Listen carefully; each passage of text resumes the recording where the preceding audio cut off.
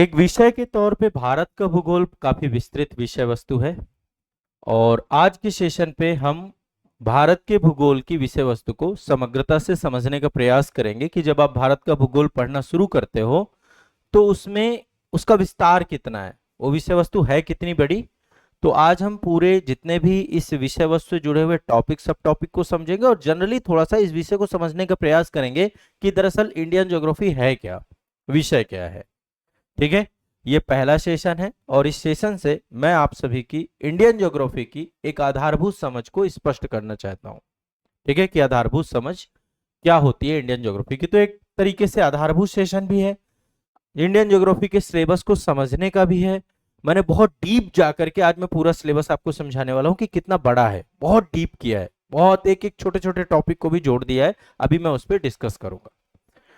तो एक बार थोड़ा सा इसका इंट्रोडक्शन देखते हैं, परिचय देखते हैं कि भारत का भूगोल है क्या, क्यों पढ़ना है हमें इस सब्जेक्ट को, क्या इसका इंपॉर्टेंस है।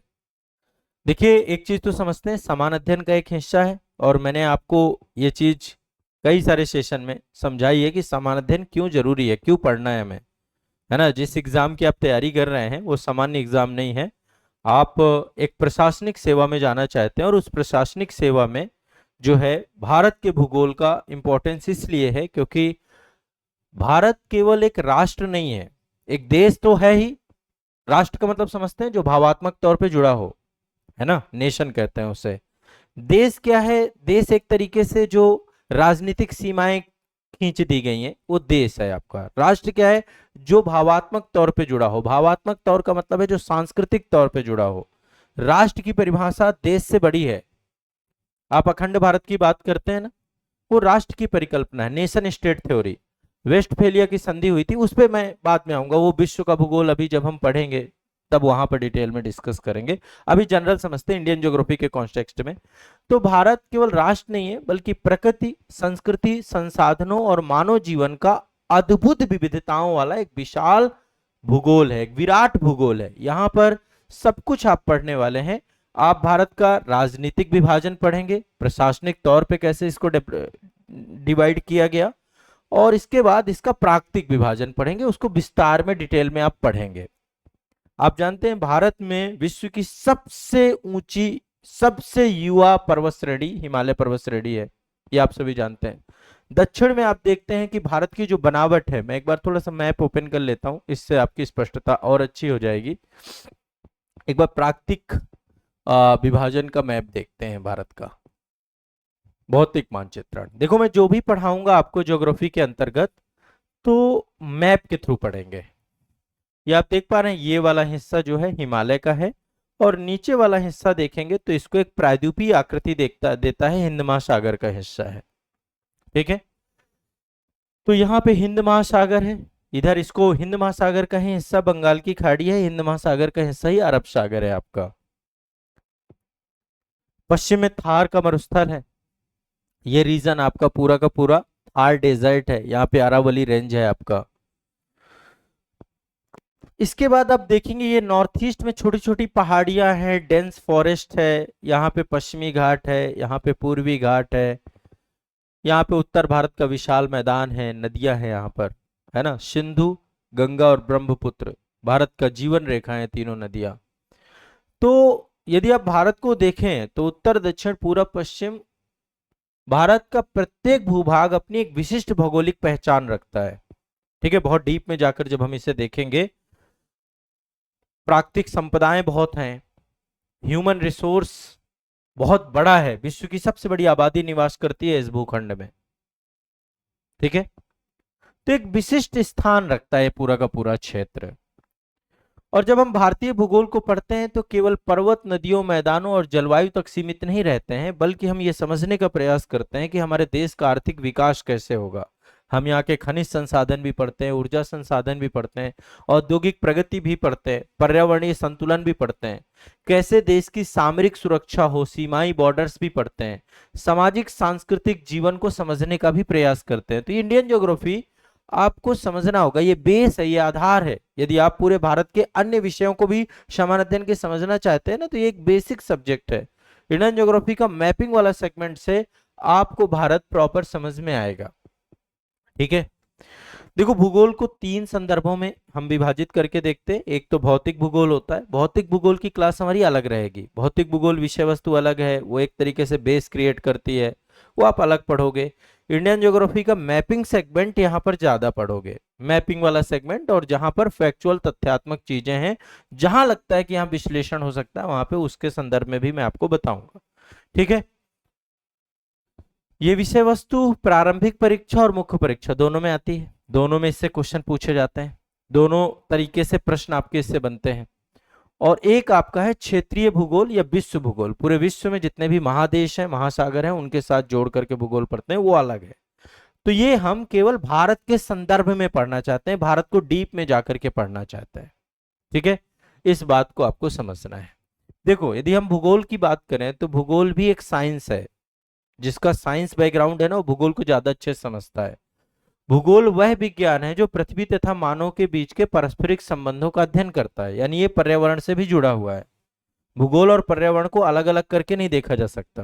पर्यावरण में भी पृथ्वी के जीवन का अध्ययन है, जीव विज्ञान में भी पृथ्वी के जीवन का अध्ययन है, और भूगोल में भी।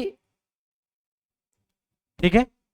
तो भारतीय परिप्रेक्ष्य में जब हम भूगोल को देखते हैं तो भारत विश्व के उन चुनिंदा देशों में से है जहां पर सभी प्रकार के भौगोलिक उच्चावच पाए जाते हैं, विविध प्रकार की जलवायु पाई जाती है, विविध प्रकार की जैव विविधता पाई जाती है, विशाल नदी तंत्र पाया जाता है। ठीक है। विभिन्न प्रकार की मिट्टियां पाई जाती हैं। आप देखेंगे हर तरीके की मिट्टी है, हर तरीके की नहीं। जब आप विविधता की बात करेंगे, है ना, विविधता में एकता, जब आप भारतीय समाज में टॉपिक पढ़ते हैं तो जिसमें सबसे बड़ी होती है भौगोलिक विविधता। तो जैव विविधता बहुत है यहाँ पे, विभिन्न प्रकार के जलवायु प्रदेश हैं यहाँ पे, विभिन्न प्रकार की नदियां यहाँ पे बहती हैं, विभिन्न प्रकार की मिट्टियां यहाँ पे पाई जाती हैं, बहुत सारे प्राकृतिक संसाधन यहाँ पे पाए जाते हैं। तो भारत का भूगोल एक अकादमिक विषय भर नहीं है। आप ये सिविल सेवा के लिए तैयारी कर रहे हैं, उसके लिए पढ़ रहे हैं आप, ये राष्ट्र की विकास यात्रा को समझने की आधारशिला है। इसको इस रूप में समझना है इंडियन ज्योग्राफी को। ये भारत को समझने की आधारशिला, मतलब इंडिया आप समझना चाहते हैं तो ज्योग्राफी को पढ़ना है। ठीक है। आप सभी लोग, यदि मैं एग्जाम में कहूं कि इसका इंपॉर्टेंस क्या है, तो मैं आपको कहूंगा कि इसके बिना आपका पूरा समान अध्ययन अधूरा है। इससे क्वेश्चन भी खूब पूछे जाते हैं। अप्रोक्स ये मान के चलिए कि प्रीलिम्स और मेंस दोनों में बहुत अच्छा वेटेज है इसका। लगभग 12 से 15 क्वेश्चन यहां से निकलते हैं आपके। ठीक है। वर्ल्ड ज्योग्राफी से थोड़ा कम होते हैं, भारत के भूगोल से ज्यादा होते हैं, और मेंस में इसका वेटेज बहुत बड़ा है। मेंस में भी लगभग 3 से 4 क्वेश्चन, क्योंकि जीएस पेपर के साथ जुड़ा हुआ है, एक ही सब्जेक्ट, सिंगल सब्जेक्ट नहीं पूछ रहा है, तो लगभग 3 से 4 क्वेश्चन आपके निकल जाते हैं, और वो बहुत डाइवर्सिफाइड क्वेश्चन होते हैं। तो ओवरऑल इसका बहुत इंपॉर्टेंस है। ठीक है। एग्रीकल्चर भी इसके साथ जुड़ा हुआ है आपका, और जितने भी प्रकार के संसाधन आप पढ़ेंगे सारे भूगोल के अंतर्गत ही देख करके पढ़ेंगे। तो आइए एक बार थोड़ा सा ये समझने का प्रयास करते हैं कि इसका विषय वस्तु कितना व्यापक है और हमें क्या क्या विषय वस्तु पढ़नी है अपने एग्जाम के लिए। ठीक है। तो भूगोल विषय वस्तु को थोड़ा सा मैं आपको स्पष्ट करता हूं, और इससे आपको समझ में आएगा कि क्या क्या विषय वस्तु हमें इसके अंतर्गत पढ़नी होती है। यहाँ पे मैं टॉपिक सब टॉपिक डिस्कस कर रहा हूँ। देखिए, सबसे पहला जो हमारा, मतलब मेरी हमेशा समझ ये रहती है, पहले मैं कुछ आपके आधारभूत सेशन कराऊंगा जिसमें भारत के भूगोल की सामान्य समझ आपकी स्पष्ट हो, विकसित हो, वो चीजें आप करेंगे। इसके बाद भारत का राजनीतिक, भौगोलिक और भूगर्भिक आधार कैसा है। ठीक है। भारत का राजनीतिक मानचित्रण करेंगे पहले हम, जिसमें हम समझेंगे राजनीतिक स्वरूप कैसा है, कौन कौन से राज्य हैं, कौन कौन से केंद्र शासित प्रदेश हैं, उनकी क्या राजधानी है, प्रशासनिक विभाजन किस आधार पे किया गया, हर राज्य के बारे में कुछ बातें आपको बताऊंगा। आपको, मुझे ये पता है कि आपको राज्य राजधानी तो पता होगी, लेकिन मैं इतना जरूर कहता हूं कि जब मेरी आप क्लास करोगे तो बहुत सारी ऐसी जानकारी आपको मिलेगी जो शायद आपने ना तो कभी पहले पढ़ी होगी और ना कभी सुनी होगी। विशिष्ट जानकारी आप मेरे माध्यम से प्राप्त करेंगे, सब कुछ एग्जाम ओरिएंटेड रहेगी। हमारा पर्पज एक है, एग्जाम से प्रश्न हमारे बनने चाहिए। इसीलिए मैं आपको कह रहा हूं, मैं जो भी आपको पढ़ाऊं, जो भी आप यहाँ पे क्लास करें, उसके प्रीवियस ईयर जरूर देखें, ताकि आपको इस क्लास पे भरोसा हो, मेरे पढ़ाए हुए पे भी भरोसा हो, और आपको समझ में आए कि मैं जो पढ़ा रहा हूं वो कितना कॉम्प्रिहेंसिव है, वो एग्जाम में क्वेश्चन आपके निकालेगा। प्रीवियस ईयर जरूर देखना है, प्रीलिम्स के मेंस के दोनों के, ठीक है। ये मेरा आपसे विशेष आग्रह है, तब तो आपका मेरे साथ पढ़ने का कोई ज्यादा मतलब, क्योंकि एग्जाम लेवल पे जरूर जाना है। और दूसरा इसका रिवीजन जरूरी है, क्योंकि रिवीजन से ये आपके एग्जाम तक आपके साथ टिक पाएगा। अंतरराष्ट्रीय सीमाएं भी देख लेंगे, ये कोई एक ही सेशन में सब कुछ कवर हो जाएगा, ठीक है। मानचित्र आधारित अध्ययन रहेगा पूरा का पूरा। दूसरा सेगमेंट जो रहेगा, भारत का भौगोलिक परिचय, भारत का नामकरण कैसे हुआ, भू विशिष्टताएं क्या हैं, अक्षांशीय देशांतरीय अवस्थिति क्या है, मानक समय रेखा क्या है, भारत का क्षेत्रफल क्या है, विस्तार क्या है, समुद्री सीमाएं क्या है, स्थलीय सीमाएं क्या है, समुद्री पड़ोसी देश कौन कौन से हैं, भारत की भौगोलिक इकाइयां कौन कौन सी हैं, भारत का सामरिक महत्व क्यों है, क्या है, हमारे देश का जियोपॉलिटिक्स इंपॉर्टेंस क्या है, भौगोलिक विविधता एवं क्षेत्रीय विभाजन, ठीक है। इसके बाद भूगर्भिक संरचना वाला एक सेगमेंट आता है, जिसमें हम देखते हैं विभिन्न प्रकार की चट्टानें हैं जो समय, क्योंकि पृथ्वी पहले गर्म थी, ठीक है, जो भी भूभाग था पृथ्वी में सारा गर्म था, धीरे धीरे वो ठंडा हुआ करोड़ों सालों में। तो चट्टानों के बनने का एक क्रम है, भारत में किस किस प्रकार की चट्टानें पाई जाती हैं, आर्किन क्रम की चट्टानें, धार क्रम, धारवाड़ क्रम, गोंडवाना क्रम, विंध्यन क्रम, टेक्टोनिक प्लेट सिद्धांत, थोड़ा सा इसके बारे में जिक्र हो जाएगा, प्लेट टेक्टोनिक, हिमालय और दक्कन ट्रैप हो गया, है ना, भ्रंश क्या है, क्रेटन क्या है, अवसादी क्षेत्र क्या है, खनिज संरचना क्या है, भूगर्भिक आधार क्या है, ये सारे टॉपिक यहाँ पे किस में मतलब किस चट्टान क्रम में क्या क्या चीजें पाई जाती हैं, एक क्लास आपकी उससे जुड़ी होगी। फिर भारत के भौतिक प्रदेशों में विभाजन हम देखेंगे, 6 भागों में विभाजित करके मैं पढ़ाऊंगा, और थोड़ा सा डीप जाएंगे तो एक दो भाग और ऐड कर देंगे। हिमालय का पर्वतीय प्रदेश, उत्तर भारत का विशाल मैदान, प्रायद्वीपीय पठार, भारत का मरुस्थल वाला क्षेत्र, ठीक है, तटीय मैदान, द्वीप समूह, ये सारे टॉपिक इसके अंतर्गत आपके आते हैं, ठीक है। इसके बाद है आपका भारत के प्रमुख पर्वत, दर्रे और घाटियां, इसमें हिमालय के कौन कौन, अच्छा इनको एक एक करके देख लेंगे, एक सेशन इसमें डिटेल में रहेगा, एक से ज्यादा सेशन भी हो सकते हैं, ये तो हम देखेंगे कितने सेशन बनते हैं, एक एक टॉपिक ये, तो इससे आपका पूरा मैपिंग के थ्रू सारी चीजें ये हो जाएंगी। इसके बाद है भारत के प्रमुख पर्वत कौन कौन से हैं, दर्रे कौन कौन से हैं, घाटियां कौन कौन सी हैं, एक एक सेशन इसमें दर्रे मैपिंग के थ्रू ही करेंगे, ज्यादा अच्छा रहेगा। पश्चिमी पूर्वी घाट, प्रमुख घाटियां, सामरिक महत्व, ये सारी चीजें। इसके बाद भारत का अपवाह प्रणाली, most important topic Indian geography का, हर बार क्वेश्चन यहाँ से निकलता है। अपवाह तंत्र, जल विभाजक रेखाएं, प्रवाह प्रतिरूप, नदी बेसिन क्या है, नदी प्रणालियों में सिंधु नदी तंत्र, गंगा नदी तंत्र, ब्रह्मपुत्र नदी तंत्र, नर्मदा और ताप्ती नदियां, गोदावरी, कृष्णा, कावेरी, महानदी, इसको ऐसे देख सकते हैं। प्रायद्वीपीय जो भारत है उसमें नदियों को दो भागों में विभाजित करते हैं, एक बंगाल की खाड़ी में गिरने वाली, एक अरब सागर में गिरने वाली, तो इनमें विशेषण आपका रहेगा नदी जल विभाग, ठीक है। इसके बाद झीलें, आर्द्र भूमियां, जलप्रपात, प्राकृतिक झीलें, कृत्रिम झीलें, रामसर स्थल, प्रमुख जलप्रपात, है ना, ये सारी चीजें हैं। फिर भारत की जलवायु आप पढ़ेंगे, भारत का मानसून, जलवायु को प्रभावित करने वाले कारक कौन कौन से हैं, जेट स्ट्रीम क्या है, पश्चिमी विक्षोभ क्या है, एल नीनो ला लीना क्या है, ऋतु चक्र क्या है, वर्षा का वितरण क्या है, भारत की जलवायु का सेगमेंट है ये पूरा, ठीक है। इसके बाद जलवायु प्रदेश कौन कौन से हैं, कोपेन के द्वारा जलवायु प्रदेशों का वर्गीकरण किया गया, तो कोपेन का वर्गीकरण, भारत के जलवायु प्रदेश कौन कौन से हैं, समय समय पर सूखा और बाढ़, ये वैसे आपदा प्रबंधन के अंतर्गत डिटेल में पढ़ेंगे आप, जलवायु परिवर्तन एवं भारत, ये टॉपिक आप पर्यावरण में पढ़ लेंगे, ठीक है। इसके बाद भारत की मृदाएं, ये एक टॉपिक पूरा सेपरेट रहेगा, कितने प्रकार की मृदा निर्माण कैसे होता है, जिसको हम बोलते हैं सॉइल प्रोफाइल, वो मैं आपको बताऊंगा। और इसके बाद जो है मृदा निर्माण के बाद मृदा के प्रकार, उसके वितरण, उसकी विशेषताएं, ये टॉपिक आप मेरे साथ पढ़ेंगे। इसके बाद यहाँ पर है मृदा अपर्दन और उसका संरक्षण, अपर्दन के प्रकार, भूमि क्षरण, संरक्षण उपाय, ठीक है, चैप्टर नंबर 12 रहेगा ये। इसके बाद आपका प्राकृतिक वनस्पतियां भारत में कौन कौन सी पाई जाती हैं, ठीक है, कौन कौन से प्राकृतिक वनस्पतियां हैं, वनों का वर्गीकरण, वन नीति, वन संपदा, ये सब पढ़ना चाहिए। देखो मेरा ये सेशन पहले लेने की जरूरत मैं इसलिए महसूस कर रहा हूं, क्योंकि जनरली बहुत सारे बच्चों को इंडियन ज्योग्राफी का सिलेबस ही स्पष्ट नहीं होता है।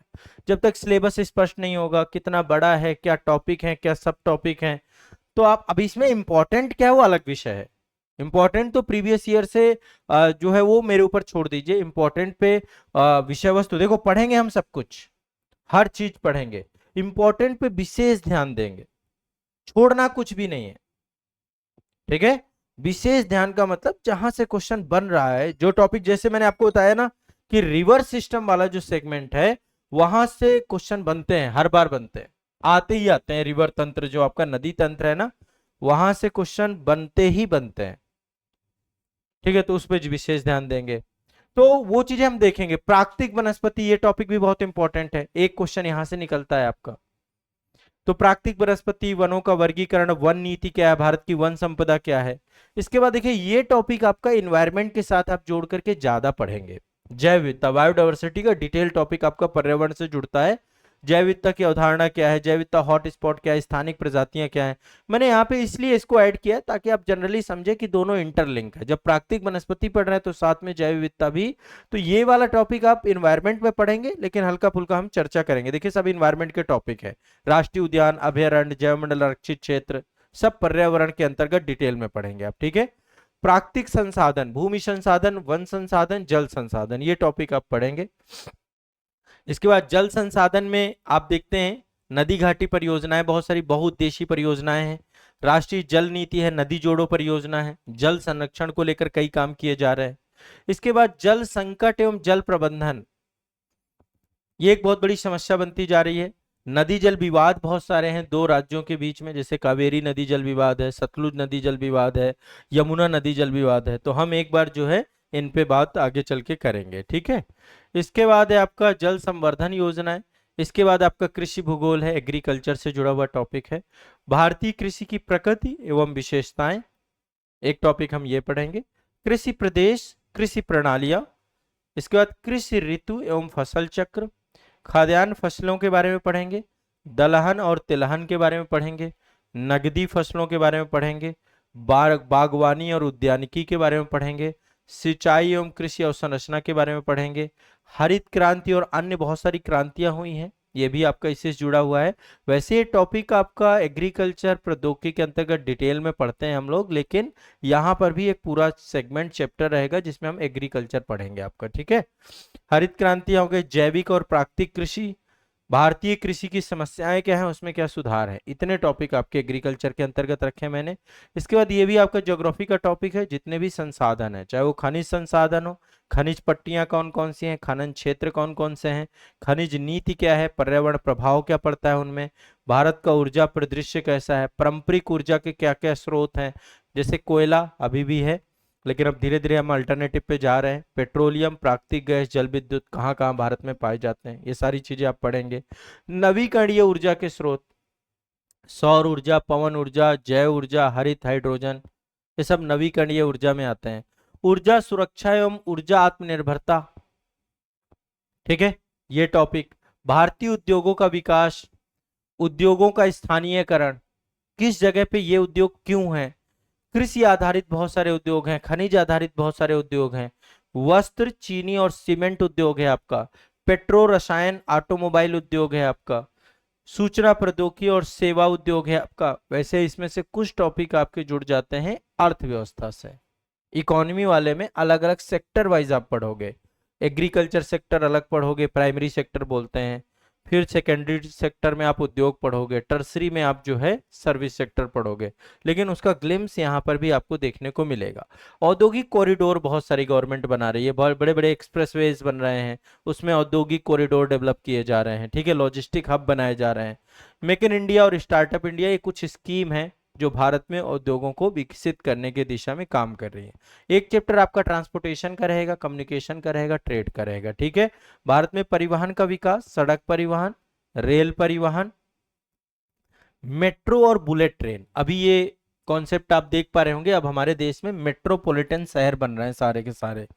ऑलमोस्ट भारत में अभी तक 12 से 15 शहर ऐसे हैं जहां पे मेट्रो परियोजनाएं आ चुकी हैं, संचालित हो रही हैं, और आने वाले समय में 20 से 25 बड़े शहरों में प्रस्तावित है योजनाएं। जैसे आपके प्रयागराज में भी मेट्रो आनी है, हो रहा है काम, चल रहा है, सूबेदार रेलवे स्टेशन से यहां से बनना भी चालू हो गया।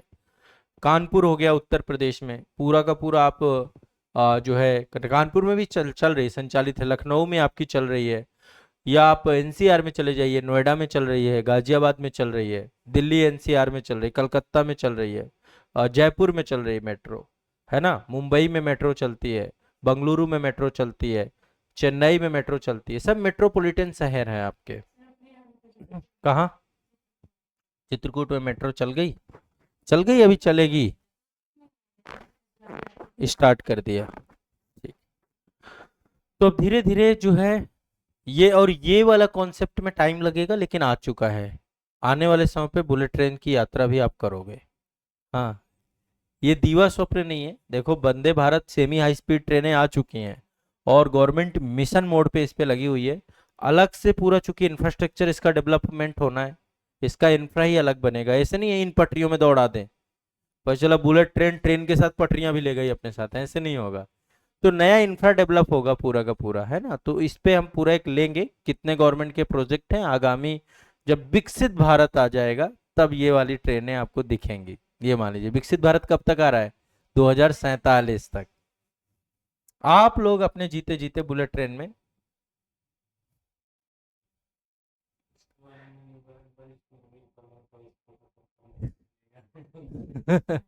हाँ, वरिष्ठ नागरिक सीरियन सिटीजन हो जाएंगे। हो सकता है पहले भी बन जाए। फिर अंतर्देशीय जल परिवहन, बहुत सारे वाटरवेज बनाए गए हैं आपके, जैसे यहाँ प्रयागराज से लेके हल्दिया तक आपका NH1 बना हुआ है, NW1, नेशनल वाटरवेज 1 आपका बना है। तो ऐसे करके 106 आपके जो है अंतर्देशीय जल परिवहन को लेकर काम कर रहे हैं। क्रूज परियोजनाएं चल रही हैं, जैसे अब आप कभी जाइए बनारस जाइए, वहाँ क्रूज चलता है ना। प्रयागराज में चलता है क्रूज की नहीं चलता है? सुनने में आया था, सुनने भर में। ऐसे करके नदियों में क्रूज ट्रांसपोर्टेशन को लेकर के सरकार जो है टूरिज्म को लेकर काम कर रही। समुद्री परिवहन, भारतमाला परियोजना, बंदरगाह डेवलपमेंट किए जा रहे हैं, सागरमाला परियोजना है आपकी। वायु परिवहन, उड़ान योजना आपका, संचार और डिजिटल अवसंरचना। देखो जो भी है सब करंट से जोड़ करके आपको पढ़ाया जाएगा, ठीक है। ताकि लेटेस्ट अभी क्या चल रहा है, गवर्नमेंट की क्या स्कीम योजना है, वो सब भी मैंने ऐड किया है यहाँ पे। संचार और डिजिटल अवसंरचना, भारत का आंतरिक एवं बाह्य व्यापार कैसा है, ठीक है। इसके बाद भारत की जनसंख्या, ये पूरा सेंसस वाला चैप्टर है, वैसे जुड़ता है ये भी पूरा, जनसंख्या भूगोल है, पूरा टॉपिक ही है आपका, है ना। लेकिन इसमें कुछ टॉपिक यहाँ कराऊंगा, बाकी आप सेंसस वाली जब क्लास करेंगे उसमें आपको सारे टॉपिक मिलेंगे। भारत की जनसंख्या, अभी तो देखो 2027 में आना है डेटा, अगले साल आपका नई जनगणना डेटा आना है। 2011 वाला तो पुराना डेटा हो गया, लेकिन अभी वही है आपके एग्जाम में आना है, तो उस डेटा को हम जनगणना वाले टॉपिक में पढ़ेंगे। भारत की जनसंख्या, जनसंख्या वितरण एवं घनत्व, जनसंख्या संरचना, जनसांख्यिकीय संक्रमण, प्रवासन माइग्रेशन, नगरीकरण और स्मार्ट शहर, मानव विकास, भारत की जनजातियां यहीं पे पढ़ेंगे भूगोल के विषय वस्तु के अंतर्गत। कमजोर वर्ग जनजातीय समूह बहुत सारे हैं, जनजातीय क्षेत्र और उनके संरक्षण नीति, पॉलिटी से जुड़ा हुआ है। इसके बाद थोड़ा सा ज्योग्राफी को और थोड़ा सा डीप करने जा रहे हैं। कैसे? उत्तर भारत का भूगोल थोड़ा अलग, पश्चिम भारत का भूगोल। अभी ये शुरू से ही आप देखोगे, शुरू से जब आपके शुरुआती लेक्चर होंगे उसमें हम कुछ समझेंगे, उत्तर भारत क्या है, पश्चिम भारत क्या है, यहाँ के ज्योग्राफी क्या है, पूर्वी भारत क्या है। इसमें हम एक काम करेंगे, आगे चल के एक एक लेक्चर लेंगे, पूर्वी भारत का अलग, उत्तरी भारत का अलग, दक्षिणी भारत का अलग, है ना, इस तरीके से। उत्तर पूर्व भारत क्या है, यहाँ की ज्योग्राफी क्या है, क्या प्रॉब्लम्स है, जियो पॉलिटिक्स के साथ जोड़ेंगे, किस तरीके की अपॉर्चुनिटी है। तो भारत को विभाजित करेंगे और मैं कई सारे विभाजन पढ़ाऊंगा आपको, भारत का आर्थिक विभाजन, भारत का सांस्कृतिक विभाजन, भारत का भौतिक विभाजन, भारत का राजनीतिक विभाजन। तो हम बहुत सारे शुरुआत के ही लेक्चर ऐसे रहेंगे आपके जो थोड़ा डायनेमिक होंगे और आपकी समझ को विस्तारित करेंगे, ठीक है। बहुत डीप में जाकर के कुछ चीजें आप मेरे साथ पढ़ोगे। मेरा देखो उद्देश्य एक ये है, पहले तो मानचित्र आपके दिमाग में बैठा देना, भारत के भूगोल का एक एक सेगमेंट आपको दिखे, और आप बस मैप से दोस्ती कर लीजिएगा, जितना भी पढ़ाऊं मैप को देखते हुए चलना है। राज्यों और केंद्र शासित प्रदेशों का थोड़ा तुलनात्मक अध्ययन। फिर ये देखो स्टेट वाइज भी पढ़ा जा सकता है, पढ़ना चाहिए, स्टेट वाइज भी जाना चाहिए डीप में। तो हम एक काम करेंगे, हम जो है जो हमारा मानचित्रण वाला क्लास होगा उसमें हम एक एक स्टेट भी धीरे धीरे लेंगे। मैंने कुछ स्टेट करवाए थे पहले, है ना। अब मैं स्टेट जैसे उत्तर प्रदेश हो गया, बिहार हो गया, एक राज्यवार अध्ययन जो है, ठीक है, तो उनको भी लेते हुए चले जाएंगे, तो इससे कवर हो जाएंगे। यूपी, बिहार, मध्य प्रदेश, राजस्थान, थोड़ा जूम करके इंडिया को पढ़ना। राजस्थान, छत्तीसगढ़, झारखंड, महाराष्ट्र, गुजरात, पंजाब, हरियाणा, हिमाचल प्रदेश, उत्तराखंड, जम्मू कश्मीर, लद्दाख, पश्चिम बंगाल, उड़ीसा, आंध्र प्रदेश, है ना। तो थोड़ा सा इससे भी आपका आपकी समझ भी विकसित होगी, थोड़ा डेप्थ में जाओगे, समझोगे भी। ये सारे स्टेट हैं आपके, तेलंगाना, कर्नाटक, तमिलनाडु, गोवा, असम, अरुणाचल, नागालैंड, मणिपुर, मिजोरम, त्रिपुरा, मेघालय, सिक्किम, अंडमान, लक्षद्वीप, दिल्ली, चंडीगढ़, पुदुचेरी। अभी ये पहला लेक्चर जो अभी हमारा होगा, जिसमें हम राजनीतिक विभाजन देखेंगे, इन सब के बारे में कुछ ना कुछ चीजें जान जाओगे। जितनी चीजें हैं इस पे मैं पूरा डिटेल में करवाऊंगा, ठीक है। अभी ही पहला ही लेक्चर से आपको इतने टॉपिक सब कवर हो जाएंगे काफी हद तक, फिर इनको एक एक करके भी हम देख लेंगे। इसके बाद ये करंट ओरिएंटेड है, इसको आईआर में भी पढ़ते हो आप, अंतर्राष्ट्रीय संबंध में भी पढ़ते हो। देखो अब जब मुद्दा है कि अब आपको थोड़ा सा डिटेल में बताना है, तो मैंने थोड़ा डिटेल ही कर दिया है। ये इतना विस्तृत है। भारत का सामरिक भूगोल जियोपॉलिटिक्स के साथ जुड़ा हुआ है। भारत के पड़ोसी देशों के भू राजनीतिक महत्व, ये भी आप आईआर में ज्यादा डिटेल से पढ़ते हैं। हिंद महासागर और ब्लू इकोनॉमी, ठीक है। अभी आप देख रहे हैं गवर्नमेंट सरकार को, आपने देखा प्रधानमंत्री जी की विजिट कहाँ कहाँ हुई, सेशेल्स गए, है ना, न्यूजीलैंड गए, फिर ऑस्ट्रेलिया गए, इंडोनेशिया गए। ये क्या है? Blue economy. हिंद महासागर के देश हैं सारे के सारे, है ना। तो ये सब चीजों को हम समझेंगे वहां पे, अल्टीमेट पर्पस क्या है पड़ोसी देशों के साथ। सीमा प्रबंधन, ये वाला टॉपिक आपका आंतरिक सुरक्षा में आप पढ़ते हो। इंटरनल सिक्योरिटी में जब सिलेबस देखोगे वहां पे सीमा प्रबंधन का है। हमारे देश की सीमाएं, जैसे भारत पाकिस्तान की सीमा का सीमा प्रबंधन का देखो, सब काम होम मिनिस्ट्री के पास है। सीमा प्रबंधन का काम होम मिनिस्ट्री के पास है, और युद्ध जनित जितने भी कार्य हैं वो सारे डिफेंस मिनिस्ट्री के पास है। जब युद्ध होगा, डिफेंस मिनिस्ट्री के पास तीन सेनाएं हैं, थल सेना, जल सेना और वायुसेना।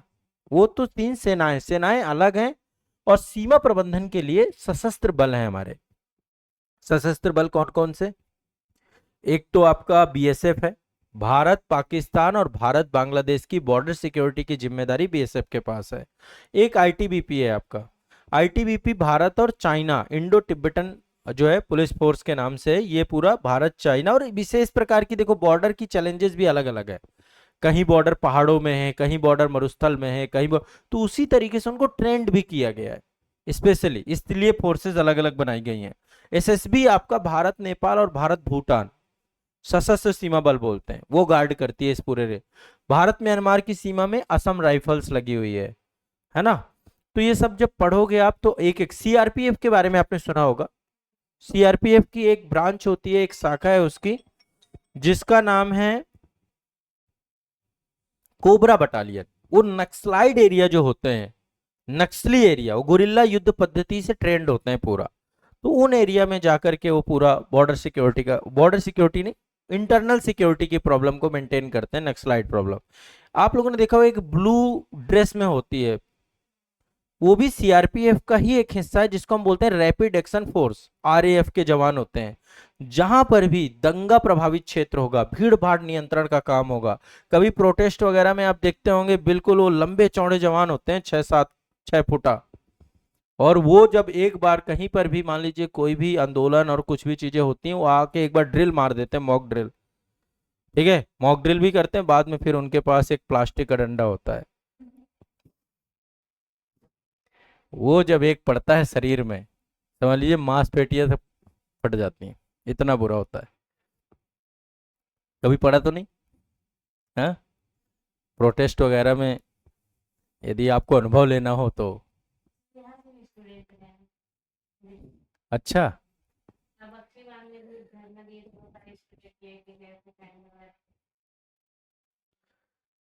ठीक है, उस पर बाद में बात करेंगे।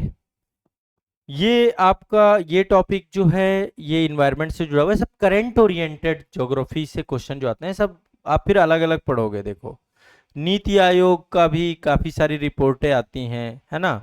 एक जलवायु प्रवासन और पर्यावरणीय सुरक्षा पे बात है। सीमा प्रबंधन और सीमावर्ती क्षेत्र मैंने बताया इंटरनल सिक्योरिटी की चीज है। ये सतत विकास लक्ष्य और पेरिस एग्रीमेंट और सीओपी से जुड़ी हुई चीजें इन्वायरमेंट में पढ़ते हैं। भूगोल और सुशासन, समसामयिक भूगोल और नवीन सरकारी पहले जो अभी है, जैसे गवर्नमेंट बहुत सारे ज्योग्राफिकल बहुत सारी पहले भी लाती है। तो इतना बड़ा है ज्योग्राफी, इतना बड़ा भी नहीं है और बड़ा भी है, दोनों चीजों को लेकर मैंने डीप में ले जाकर के आपको बता दिया, ठीक है। इतना डीप में जनरली आप नहीं समझते हैं, ये डीप में जाके हमने जितना डीप हो सकता है, ये सारा डिटेल, ये क्लासेस मैं कराता हूँ फाउंडेशन। जब हमारा फाउंडेशन क्लास होगा, फाउंडेशन बैच की क्लास जितनी भी हैं, इतनी डेप्थ में, इतनी गहराई में जाकर एक एक विषय वस्तु आप पढ़ोगे। ठीक है, एक एक टॉपिक, कोई टॉपिक छूटेगा नहीं, प्रॉपर नोट्स भी आपको वहां पर बनाए जाएंगे। ठीक है, तो इस लेवल पे जाकर के हमें इंडियन ज्योग्राफी को जब हम पढ़ते हैं तब हमारी समझ बेहतर होती है और तब जाकर के हम क्वेश्चंस को अच्छे से कर पाते हैं। मेरा आपसे आग्रह वही है कि एक बार जो है, चूंकि हमें एक चीज जरूर है, एग्जाम ओरिएंटेड रहना है, तो प्रीवियस ईयर क्वेश्चन पेपर अपने साथ में रखने चाहिए। मैं आपको एक रेफरेंस बुक भी बता देता हूं, यदि आपको इंडियन ज्योग्राफी पढ़ना है, मेरी क्लास के अलावा और क्या आप पढ़ सकते हो, दूसरा सोर्स क्या होना चाहिए आपके पास। ये क्लास पर्याप्त रहेगी, पहले तो मैं स्पष्ट कर दे रहा हूं, जितना मैं पढ़ाता हूं डेप्थ में, जो फाउंडेशन बैच की जो मेरी क्लास होती है इसी टॉपिक में, वो पर्याप्त होती है, क्योंकि इतनी गहराई से जाके, करंट से जाके, हर चीज करके मैं कोई भी विषय वस्तु को पढ़ाता हूँ। लेकिन फिर भी यदि आप किताब पढ़ना चाहते हो, एक तो प्रीवियस ईयर क्वेश्चंस, एक ये चीज मैं चाहता हूँ। दूसरा एक एटलस। एटलस देखो कई प्रकार के आते हैं, मैं चाह रहा हूँ एटलस बहुत जरूरी है, बिना एटलस के इस क्लास का कोई इंपॉर्टेंस है नहीं, ये भी समझ लीजिए, क्योंकि हर चीज मैप बेस्ड है, इन्फोग्राफिक है, हर चीज को मैप के साथ जोड़ के ही मैं पढ़ाऊंगा। बिना एटलस क्लास का व्यर्थ है आपका क्लास करना, इसलिए एटलस कंपलसरी है। ठीक है, और एक ब्लैंक मैप आता है आपका, जो भी एटलस में मैं आपको बताऊं, प्रैक्टिस कराऊं, उसे ब्लैंक मैप में आपको प्रैक्टिस करना चाहिए साथ में। ठीक है, तथ्य फैक्ट ये सब बताऊंगा, बिल्कुल टेंशन मत लीजिए, वो भी मैप के थ्रू ही बताऊंगा, लिखवाऊंगा भी आपको जहां पे जरूरत पड़ेगी। पर आपको एटलस जरूर रखना है। एटलस एक स्टडी टुडे पब्लिकेशन का आता है, हमेशा मैं उसे रिकमेंड करता हूं। जनरली यदि वो नहीं मिलता है तो फिर आप ऑक्सफोर्ड का एटलस ले सकते हैं, ऑक्सफोर्ड का हो गया, ओरिएंटेड ब्लैक स्वान का हो गया, जिसका आपको मिल जाए वो एटलस ले लीजिएगा। प्राथमिकता में यदि कोई मैं अच्छा एटलस बता रहा हूं तो स्टडी टुडे पब्लिकेशन एक एटलस हुआ है।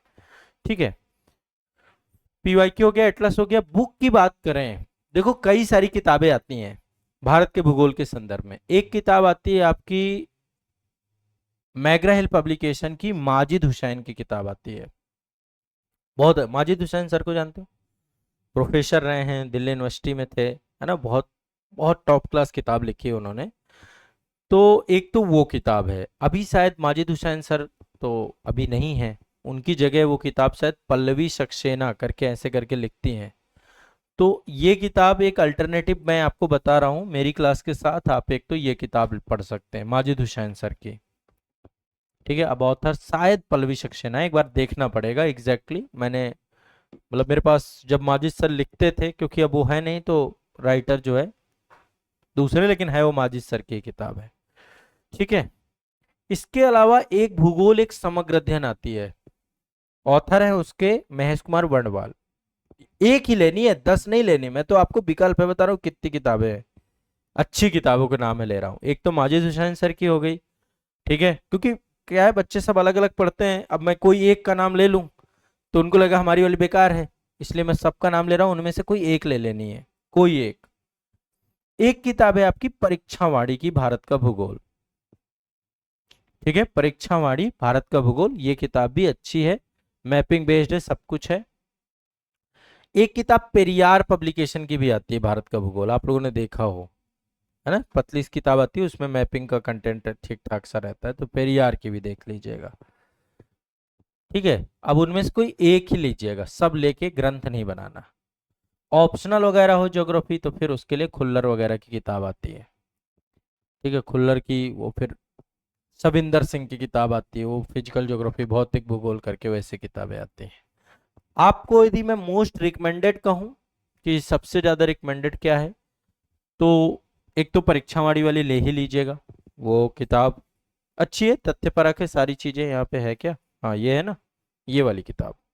ठीक है, और इसके अलावा आप लेना चाहें तो या तो एक माजिद हुसैन ले लीजिएगा, या तो भूगोल एक समग्र अध्ययन ले लीजिएगा बस। भूगोल एक समग्र अध्ययन भी बहुत अच्छी किताब है, पतली है, बहुत मोटी नहीं है, काम हो जाएगा उससे। महेश कुमार वर्णवाल, कॉस्मोस पब्लिकेशन की। ठीक है, यहाँ पे दिया नहीं है ना, यहाँ पे है नहीं मेरे पास अभी। ठीक है, तो ये तो हो गई अध्ययन सामग्री प्लस विषय वस्तु का एक इंट्रोडक्शन हो गया, परिचय हो गया। कुछ पूछना है इसमें और? हाँ, एनसीईआरटी पढ़िए, एनसीईआरटी तो रीडिंग करनी होती है। एनसीईआरटी पढ़िए, एनसीईआरटी तो बिल्कुल, एनसीईआरटी भी बहुत अच्छे, सबसे अच्छा सोर्स में एनसीईआरटी। एनसीईआरटी भी क्लास 6 से लेकर के 8 तक की ओल्ड एनसीईआरटी पढ़नी है। क्लास 6 से 8 तक की ओल्ड एनसीईआरटी देश और उसके निवासी टाइटल से आती है, पार्ट 1, पार्ट 2, पार्ट 3। ठीक है, उसमें सब कुछ है, फिजिकल ज्योग्राफी भी हो जाता है, इंडियन भी हो जाता है, वर्ल्ड भी हो जाता है, तीनों का समुच्चय बना दिया उन्होंने, पतली पतली एनसीईआरटी है। 11th 12th की न्यू एनसीईआरटी पढ़नी है, जो अभी नई आई है। 11th और 12th की, 9th 10th की नहीं पढ़नी है। 11th 12th की पढ़नी है और एक इसकी पढ़नी है। ठीक है, तो एनसीईआरटी आप इसमें पढ़ सकते हैं, मैं रिकमेंड कर रहा हूं आपको। एनसीईआरटी भी पढ़ लेंगे तो फिर आपको वाड़ी भर की ले लीजिएगा, फिर कोई नहीं लीजिएगा, यदि आप एनसीईआरटी सोर्सेस को लेकर चल रहा है। ठीक, एटलस जरूरी है। बाकी मेरी क्लास पर्याप्त होगी, मैं बार बार कह रहा हूं। यदि आप क्लास अच्छे से कर ले गए तो भी आपको ज्योग्राफी में बहुत आसान हो जाएगी, इंडियन ज्योग्राफी। इंडियन ज्योग्राफी की मेरी क्लासेस तो देखी, इससे पहले नहीं देखी अभी आप लोगों ने। एक इंटायर वीडियो सेशन आपका पड़ा होगा, 10 घंटे में मैंने कंप्लीट कराया था। कभी आपने वो देखा हो? मेरे मास्टर वीडियो देखे हो इंडियन ज्योग्राफी के? हाँ, लेकिन अब हाँ, तो अब आप जो है बिल्कुल बढ़िया से मस्त होकर के पढ़ने वाले हैं, विषय वस्तु में अच्छे से कवर कराऊंगा आपकी। ठीक है, तो ये हमारा भारत के भूगोल एक समग्र अध्ययन को लेकर के एक तरीके से इसका परिचयात्मक या आधारभूत सेशन था, जिसमें हमने विषय वस्तु के सिलेबस को समझने का प्रयास किया है। ठीक है, इसके बाद अब हम पढ़ना चालू करेंगे, कल से एक एक टॉपिक लेकर के इसकी विषय वस्तु हमारी पढ़ना हम स्टार्ट करेंगे। ठीक है, आप लोगों से एक ही अपेक्षा है कि क्लास में एटलस के साथ रहना मस्ट है, जरूरी है। ठीक है, बिना एटलस के आप उपस्थित ना हो तो अच्छा है, एटलस जरूरी है, ध्यान रखिएगा।